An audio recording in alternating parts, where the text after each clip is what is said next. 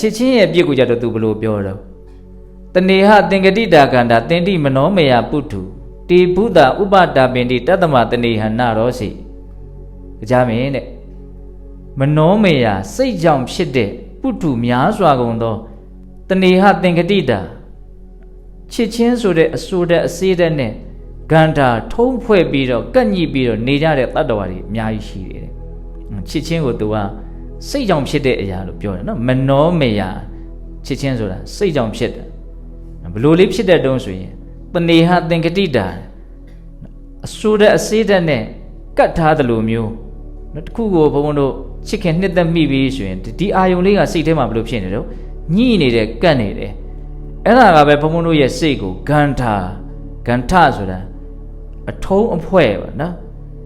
ကျိုးတွေပါတွေထုံးနေတယ်ကျိုးနဲ့ခြီထားတယ်ပြန်ပြီးတော့ဖြေဖို့ခက်တယ်ဟုတ်လားစိတ်ထဲမှာဘာဖြစ်တာတော့အထုံးဖွဲ့တွေဖြစ်နေတယ်ပြောရလို့ရှိရင်ဒုက္ခနဲ့စိတ်နဲ့ကိုပူးပြီးတော့ခြီထားတတ်တဲ့သဘာဝဂန္ဓဆိုတာဟုတ်လားတဏှာသင်္ကတိတာကန္တာသင်တိမနောမယပုထုအဲ့ဒါလိုအထုံးဖွဲ့တွေဖြစ်နေတဲ့ချစ်ခင်နှစ်သက်မှုဆိုတဲ့အဆိုရစေးတဲ့နဲ့ကန့်ညှိနေတဲ့စိတ်ကြောင့်ဖြစ်နေတဲ့ဒီချစ်ချင်းတရားတွေကတတ္တဝါတွေရဲ့တန်တမှာများစွာမှကိုပဲဖြစ်နေတယ်တဲ့ဟုတ်တယ်တရားဓမ္မတို့ဘုန်းတို့ရဲ့စိတ်ထဲမှာချစ်ချင်းတရားတွေမှာအများကြီးရှိတယ်ဟုတ်လားသက်ရှိတွေကိုချစ်တာရှိတယ်လို့သက်မဲ့တွေကိုချစ်တာကိုမရှိဘူးလားရှိတယ်ချစ်ချင်းတွေကချစ်ချင်းထဲမှာဘာကိုချစ်ချင်းကအကြီးဆုံးဖြစ်မလို့တင်လဲကိုချစ်ချင်းကတော့အကြီးဆုံးပေါ့နော်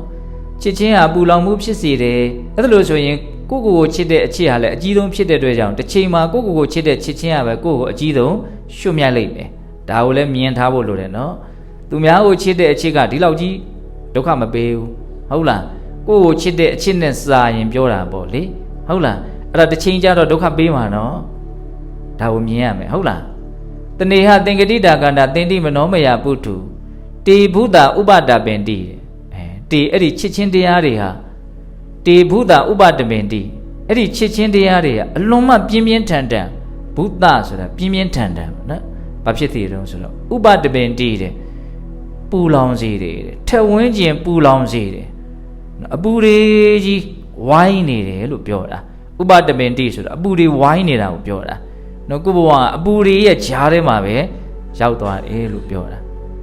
နော်တတ္တမတဏှာနာရောစီဒါကြောင့်ဒီချစ်ချင်းကိုငါမကြိုက်ဘူးလို့ပြောတာဟုတ်လားအဲ့တော့ဒီဟာလေးကိုဘုန်းဘုန်းတို့အသေးစိတ်လေးပြန်ပြီးတော့နားလည်ကြည့်မယ်နော်စိတ်ကြောင့်ဖြစ်တဲ့နော်စိတ်ကိုနော်အဆိုတဲ့အစေးတဲ့နဲ့ကန့်ညှိနေစေတတ်တဲ့